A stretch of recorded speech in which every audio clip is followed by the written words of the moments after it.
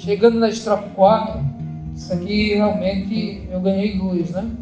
Todo homem vive por um ideal.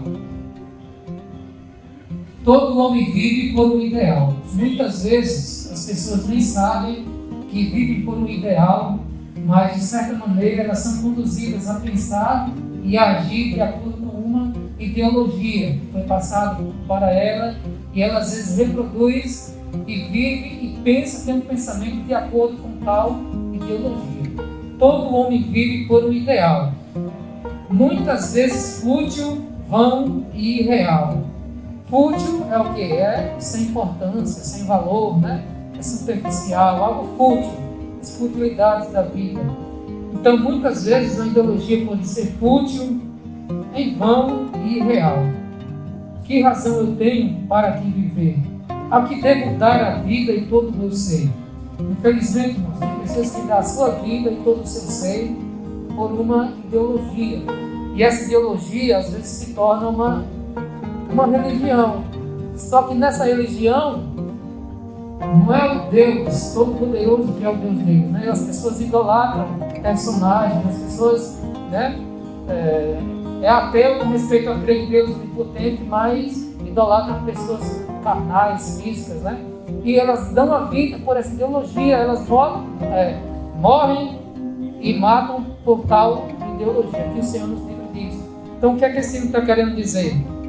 A que devo dar a vida e todo o meu ser? O refrão: quão grande é o amor de Deus, seu Filho amado concedeu. O amor de Cristo, que por mim na cruz morreu, me constrange a dar-lhe a vida e tudo meu. Então, irmãos, se for para nós darmos a vida a algo ou a alguém, né, que possamos dar a nossa vida a Deus. Deus é quem merece toda a nossa energia, Deus é quem merece toda a nossa vida, porque Ele enviou Jesus Cristo para morrer. Jesus não tinha nenhum pecado, não cometeu nenhum erro, mesmo assim Ele morreu. E Ele morreu, derramou seu sangue pela fé. Quando nós acreditamos, né, nisso, nós tomamos posse, nós acreditamos que pela fé nós somos salvos no Senhor. Nós cremos que Ele morreu, ressuscitou, nós somos batizados, nascemos de novo, né? Cremos com o coração, confessamos com a boca que Ele é o nosso Senhor. Então, dessa forma, nós o aceitamos e passamos a entregar a nossa vida a Deus. Esse, irmãos, é o primeiro passo para que nós possamos ter o conhecimento do que vai ser falado nessa noite, né? Que é o corpo de Cristo. Nós precisamos, para conhecer a vida, precisamos nascer com ela, precisamos ter ela dentro de nós. Então, essa mensagem, irmãos, ela realmente é bastante profunda. Eu não sei se vou conseguir passar, não tenho nem capacidade para falar tudo que está nesse livro, né? É um livro do irmão Atmonim. Eu peguei os capítulos 1 e 2, o nome do livro é O Corpo de Cristo, a Realidade. Então são assuntos assim bastante importantes para nós. Talvez alguns não entendam tudo que vai ser passado, mas uma pepita, algo, com certeza vocês vão sair daqui ganhando, né? Por mais que possa ter algumas coisas que não dê para entender, mas alguma coisa nós conseguimos extrair da palavra de Deus. Então vamos continuar atentos, que o Senhor fale ao nosso coração. Então, especificamente o tema dessa mensagem hoje é vida e consciência do corpo de Cristo. Vida e consciência do corpo de Cristo. O corpo de Cristo é a igreja. Só que não é a igreja que casa, né? Um local, 4 paredes. O cristianismo todo não, né? Mas grande parte do cristianismo, eles acreditam que as 4 paredes são a igreja, né? Eu vou para a igreja. Nós também às vezes falamos isso por vício de linguagem, mas nós temos o conhecimento que a igreja é um organismo vivo, é o corpo de Cristo, e ela é constituída não de blocos, mas de pessoas. Então, digamos que neste local a igreja está reunida, uma representação da igreja, que na verdade se a igreja for para englobar todos os membros, né, ela tem que englobar todos os membros de uma cidade. Todos que acreditam que nasceram de novo, foram batizados para dentro do corpo de Cristo, nesta cidade, constitui a igreja de Deus em Fátima. Deus olha para Fátima e vê só uma igreja. Embora os homens se reúnam em diferentes locais, tem a Assembleia, tem a Batista, né? Porque infelizmente houve essas divisões, mas para Deus existe só um povo em uma cidade, que é o povo dele, independente de classes. E nós damos testemunho dessa unidade ao não nos denominarmos, né, como nome de uma igreja, mas damos esse testemunho da unidade, né? Igreja de Fátima, que representa toda a igreja desta localidade. Amém. Consciência da vida de Deus. Pode passar então. Então, primeiro eu tirei algumas partes do livro. Eu vou olhar mais lá no slide. Primeiro nós vamos ver como ter essa consciência da vida de Deus. Como se sabe que alguém tem a vida de Deus? A presença da vida divina é provada pela consciência desta vida. Se a vida de Deus está nele, ele também deve ser consciente desta vida. Não tem como eu ser consciente da vida se não tê-la dentro de mim. Caso contrário, eu vou ter algum conhecimento sobre a vida de Deus, mas não terei uma experiência prática no meu viver sobre a vida de Deus. Para passar. Visto que a vida de Deus odeia o pecado, uma pessoa que tem a vida de Deus apresenta necessariamente uma certa reação diante do pecado. Então, o fato de possuir esse sentimento da vida é prova de que se possui a vida. Então, isso aqui é um aspecto, né? Como saber se eu tenho a vida de Deus dentro de mim? Não é só por conhecimento, é também por sentimento. Você tem a vida e você sente. Uma pessoa que comete pecado e não sente nada, provavelmente ela não tem a vida de Deus dentro dela. Ela comete pecado e ela ainda acha que está correta, ela ainda fala mal das pessoas porque não faz aquilo que ela faz, que ela pratica. Essa pessoa não tem a vida de Deus. Um motivo para saber se eu tenho a vida de Deus é quando eu peco, quando eu caio, entre aspas, né?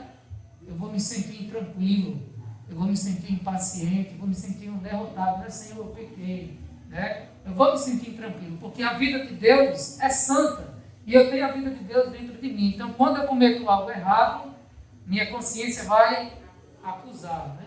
A consciência é a voz de Deus dentro de nós. Né? Quando você faz algo errado, que você se sente acusado, pode ser porque você de fato tem a vida de Deus. Esse é um aspecto do lado negativo que nós sabemos se temos a vida de Deus, né? Senhor Jesus. Então, ao pecar, pode passar, Ricardo. O cristão, ele perde o gozo, a alegria. Mas graças ao Senhor que mesmo você pecando, o Senhor dá a oportunidade de nós nos arrependermos, né? Senhor Jesus. Eu não posso ir para esse lado não, que eu esqueço direto. Senhor Jesus. Amém. A gente vai sair daqui com o ouvido bom. Então, do lado positivo, irmãos, do lado positivo, nós conhecemos Deus, né? Do lado negativo, quando nós pecamos, nós nos sentimos mal. E do lado positivo, você passa a conhecer mais a Deus. Por quê? Porque você, ao ser batizado, você recebeu o Espírito de Deus dentro do seu espírito humano.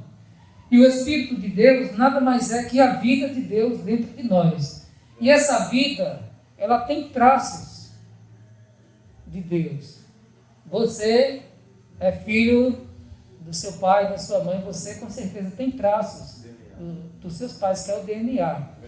De certa maneira, é como se a vida dos pais estivesse, algumas informações, né, da vida dos seus pais estão dentro de você. Olha, fulano tão bonitinho, parece com o pai, né? Olha, fulano é tão feinho. Não, feinho.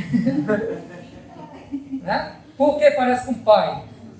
Porque é da genética, né? O DNA tem informações do pai e da mãe, juntou e às vezes nasce com a cor dos olhos do pai, o cabelo parecido com o da mãe, a orelha do pai, o nariz da mãe, e até que tem partes, né? Parece por quê? É a vida.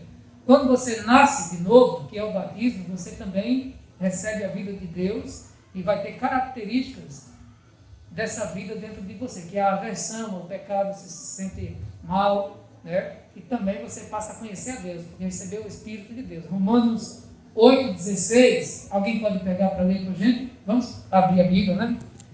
A gente trouxe a Bíblia, Romanos 8,16.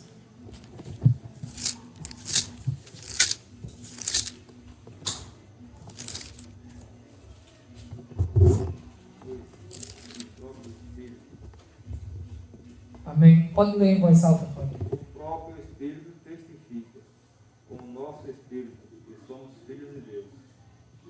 Leu 17 também, por favor. Ora, se somos filhos, somos também herdeiros, e herdeiros de Deus e co-herdeiros com Cristo. Se com ele sofremos, também com ele seremos glorificados. Amém. Então, irmãos, nós recebemos esse Espírito de Deus dentro de nós, e esse Espírito de Deus que está dentro do nosso espírito humano, né? Eles dois testificam que nós somos filhos de Deus. Então, esse Espírito é característico de um filho de Deus. Aleluia, né? Nós temos o Espírito de Deus dentro de nós, temos a vida de Deus dentro de nós. Por isso, nós somos coparticipantes da natureza divina. É maravilhoso isso. Nós termos Deus, a vida de Deus dentro de nós. Somos seres humanos, né? E nosso espírito tem a vida de Deus dentro de nós. Nenhuma outra criatura tem essa capacidade, mas o homem tem. Os anjos, né? Provavelmente não têm essa capacidade de ter Deus dentro deles. Mas nós, seres humanos, fomos criados à imagem e semelhança de Deus. E temos, né, essa possibilidade de ter Deus dentro de nós.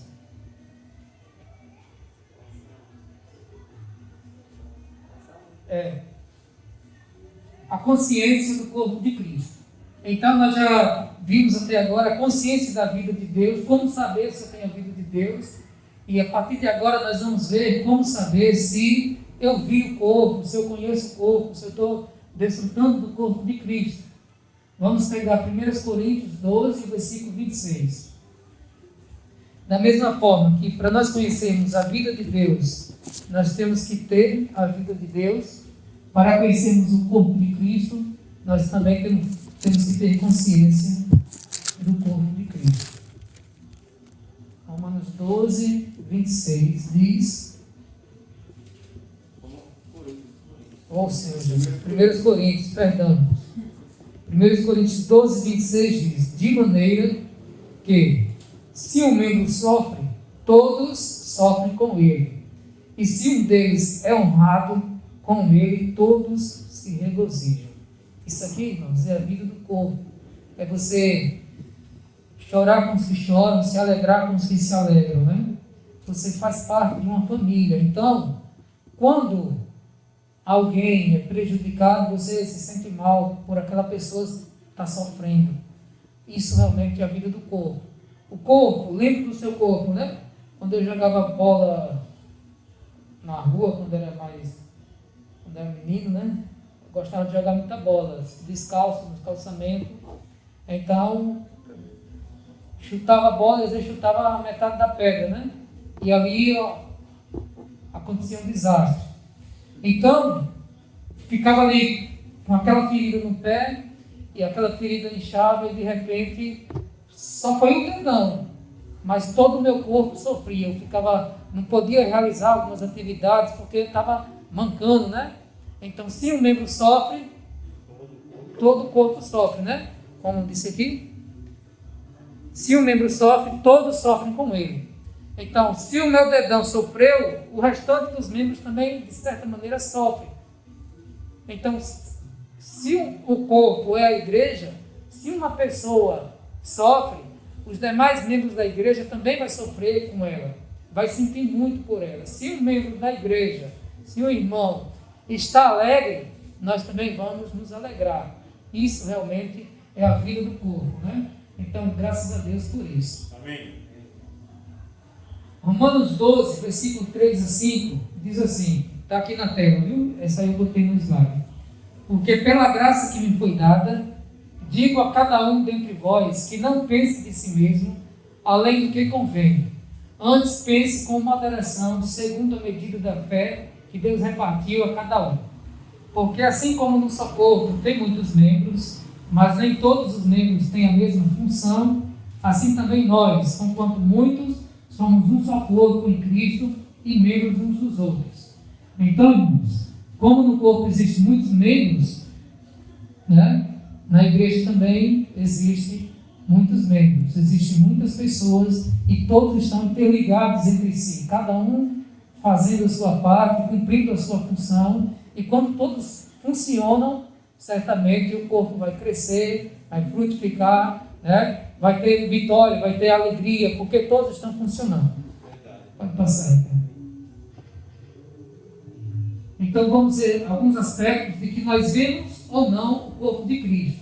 Aqui nós podemos nos identificar, certo?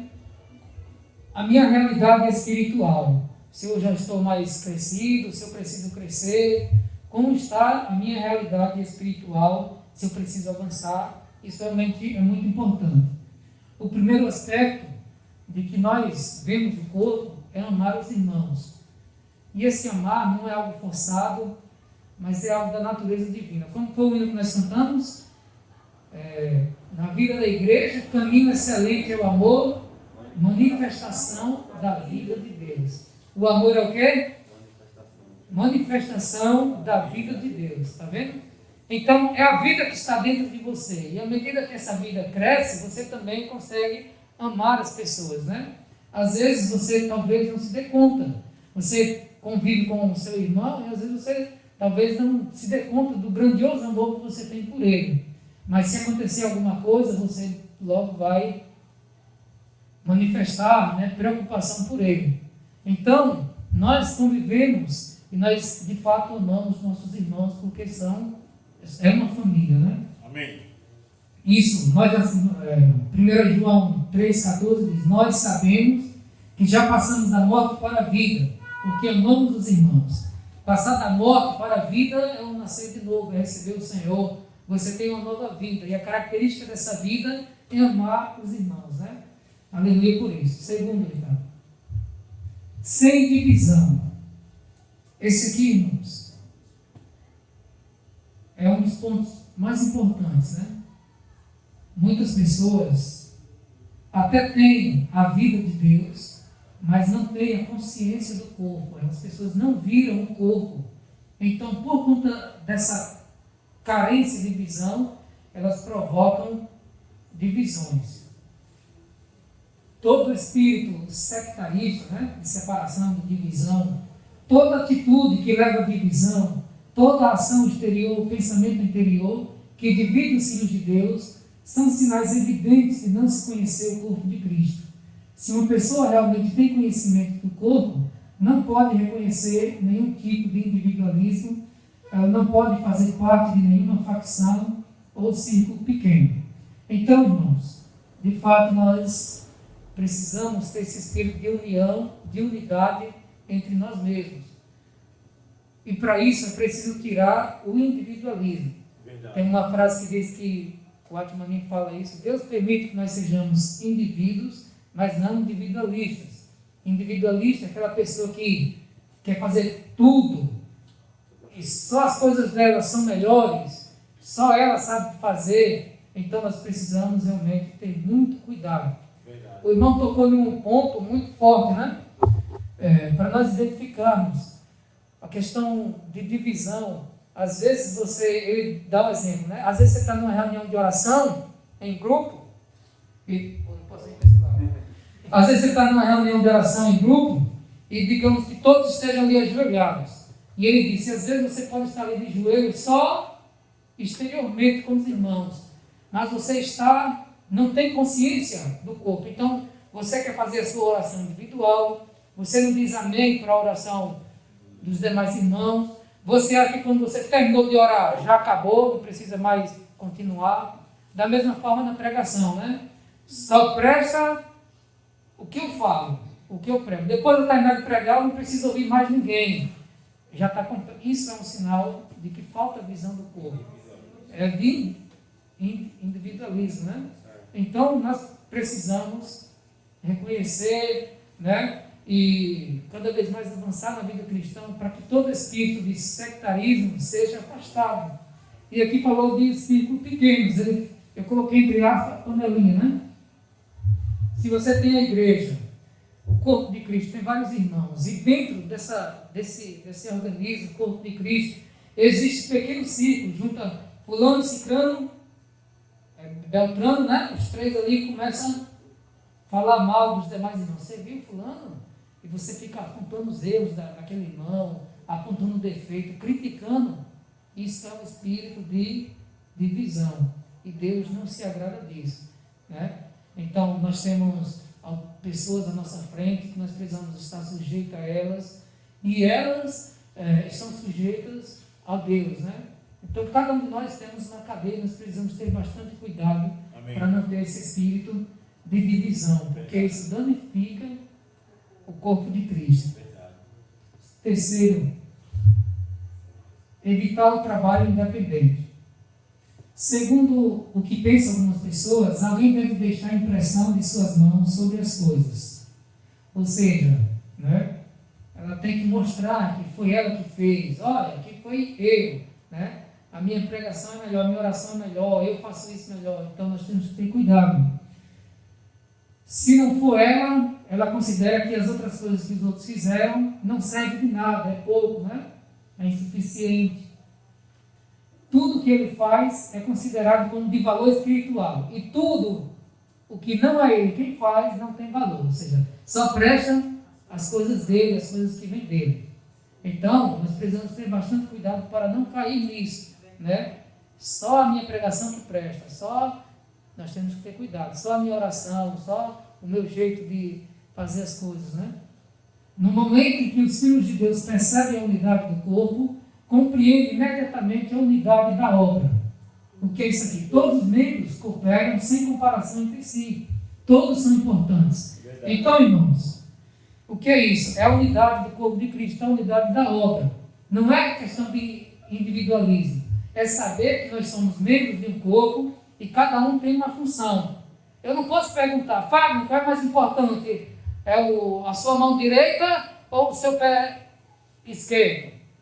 Não, todos são importantes para executar uma determinada função, né? Vai ter momentos que a mão vai ser mais utilizada para uma determinada função. Vai ter momentos que os pés serão mais utilizados. Mas, em determinado momento, em determinada ação, com um determinado objetivo, os dois precisam trabalhar juntos, sem comparação. Cada um, irmãos, tem uma função. Deus deu a você uma função. E eu não posso estar me comparando, né? Pelo contrário, eu preciso apoiar. Eu tenho carência de dons, né? Que eu vejo que outro irmão tem. Graças a Deus, porque esse irmão ou essa irmã tem aquele dom que eu não tenho. Então, eu não consigo fazer o que aquele irmão ou aquela irmã faz, mas eles fazem.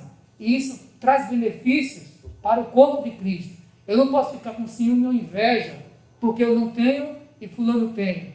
Pelo contrário, se nós vemos o corpo, nós dizemos, graças a Deus que aquele irmão e aquela irmã têm aquele dom. Porque se ela não tivesse, ia ter uma carência, né? Ia ficar uma deficiência no corpo, né? Ia ficar uma deficiência no corpo. Mas como aquele irmão, aquela irmã tem aquele dom, ela está exercitando, fazendo aquilo, então coopera para a edificação. Então, os membros, nem todos são iguais. Cada um tem uma função, e se todos executarem, nós vamos avançar na obra de Deus. Isso é muito importante, né? Não ter um trabalho independente, só eu, mas ter um trabalho independente, dependendo dos demais irmãos, né? Se eu apagar a lâmpada aqui, não preciso nem apagar a lâmpada. Estou usando o Fábio como exemplo, né? Vamos fazer um exemplo com o Fábio. Você pode ficar de pé, Fábio, para a gente? Show, glória! Pronto. Fábio, eu vou pedir a você que caminhe e pegue, como é o nome daquilo ali? Tripé. E toque daquele tripé, só para a gente ver. Não. Vai lá. Eu desliguei a tomada. Tá vendo aí? Fábio, quais membros você utilizou? Pode soltar, senão vai apagar a lâmpada. Senhor Jesus. A cabeça para comandar o corpo, o principal da cabeça é Cristo. Amém. Representando, e as duas pernas a mão direita. Só? E as destra. E as outras foram apanhando, foram juntos. Não faltou nada, não? É? Então vamos aqui agora. Recapitulando. Agora, Senhor, eu ia falar isso agora. E ouvido para ouvir a mensagem também para ir, né? Isso. Então você vê que tem vários membros. Eu ia pedir para ele ir de olhos fechados para tocar lá. Ele ia sentir dificuldade, né? Talvez ele ia bater lá na parede. Por quê? Os olhos também são essenciais. Então, e se não ouvisse, como é que ele sabe? E se não ouvisse? Então veja que para executar uma atividade simples, ele precisou ouvir, precisou ver e também, né, conseguir. Precisou usar os pés, precisou usar as mãos. Então são muitos membros para executar uma função. Então já imaginou se fosse só a perna? Né? Como é que ele ia pegar? Então, irmãos, na obra de Deus tem muitas coisas para ser realizadas, mas uma pessoa sozinha não consegue fazer tudo, ela precisa depender. O braço de Fábio é uma pessoa, assim, simbologia, representando, né? Já que os membros, né? O outro braço representa outra pessoa. Então, vários membros precisam cooperar juntos para sair dessa independência e servir junto. Vai passar. A quarta é o reconhecimento da necessidade da comunhão entre os irmãos. É justamente o que eu estou falando, né? Nós estamos falando. Nós não conseguimos fazer nada sozinhos, então nós precisamos depender de outro irmão, de outra pessoa. Às vezes você não tem capacidade de fazer algo, então você entra em comunhão. Ô irmão, estou precisando disso, e você vai e faz aquela determinada ação. Quando o irmão te ajuda, eu preciso visitar fulano, você chama outro irmão, e aquele outro irmão vai mais você, e você, nessa comunhão, você ajuda aquela pessoa. Então, esse reconhecimento da necessidade de comunhão é sobre isso. É saber que eu sozinho sou incapaz, não consigo fazer as coisas, sou incompleto, sou inadequado. Então, eu preciso de outras pessoas para me complementar a executar uma determinada tarefa. Pode passar aí. Aprender a ser um membro. Se temos visto o corpo, não podemos dizer que somos uma pessoa sem importância. Em vez disso, diremos: sou um membro do corpo e, portanto, tenho um dever a cumprir. Há uma palavra que tenho que pronunciar, há uma oração que tenho que oferecer. Isso é muito importante, irmãos, porque Deus dispôs os membros no corpo e cada membro tem uma função. E o irmão Watmani, essas frases são dele, do livro, ele mostra justamente isso, né? Todos nós precisamos ter algo a oferecer. Nessa reunião aqui, todos nós deveríamos ter algo a oferecer. Ele mostra até uma oração no seu espírito. Você pode estar beneficiando o corpo. Você está ali orando no seu espírito, você está beneficiando o corpo, né? Senhor, seja com esta reunião, abençoe fulano.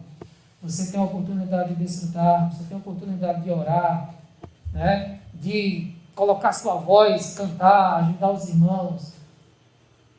Tudo que nós fazemos aqui é para o benefício.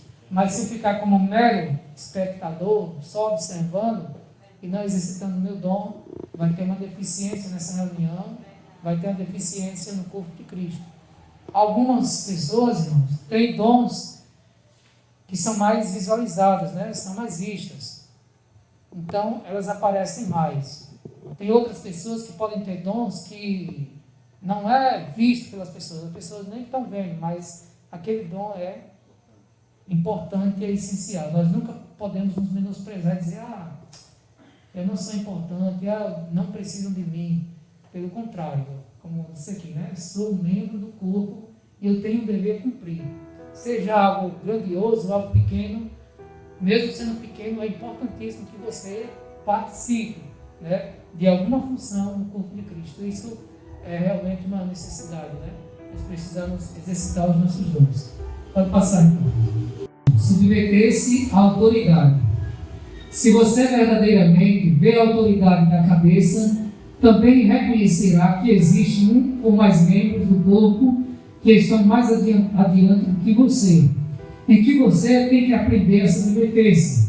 Se você estiver em conflito com eles, também estará em conflito com Deus. Então, submeter-se à autoridade. Aqui nós temos Divaldo, como pastor, presbítero, o irmão responsável.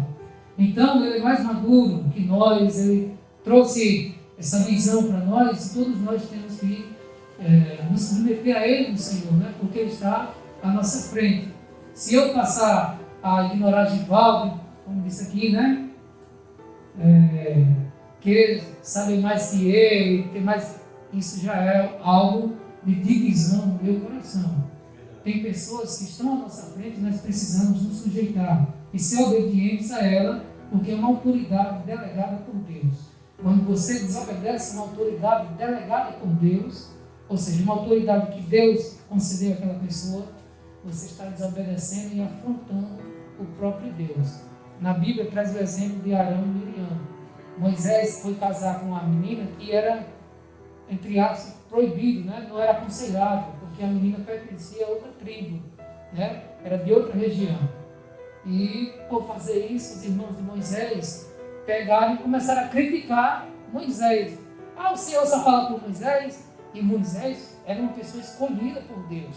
Então, pelo fato desses irmãos falarem mal de Moisés, Deus chamou eles e deu disciplina neles, Fez com que a irmã, a Miriam, ficasse com lepra, uma doença, se não me engano, fica na carne viva, que precisa ficar afastado da sociedade. Por que isso? Quando Deus chamou eles para falar, eles pensavam, agora Deus vai estar do nosso lado, porque Moisés fez, teoricamente, algo errado. Mas não, mesmo que Moisés tenha feito algo não aconselhável, Moisés poderia pagar diante de Deus. Mas eles precisariam estar ainda sujeitos à autoridade de Moisés.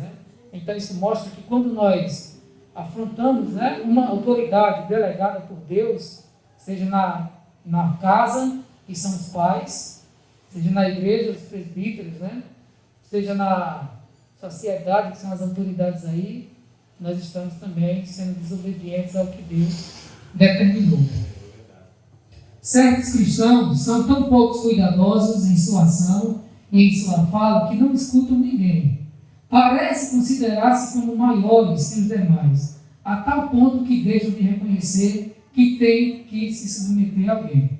E aí também onde acontece a divisão, A pessoa começou agora, ganhou um certo conhecimento e agora ela já quer ser maior que os outros que antes veio, que vieram antes dele. Então, irmãos, nós precisamos ter um espírito de humildade, de submissão, Tudo isso são aspectos importantes que mostram se nós vemos o corpo ou não. Nós precisamos amar os irmãos, precisamos tirar todo espírito de divisão, de independência, de individualismo, precisamos ter comunhão com os irmãos, e também nos submeter à autoridade delegada por Deus. Amém.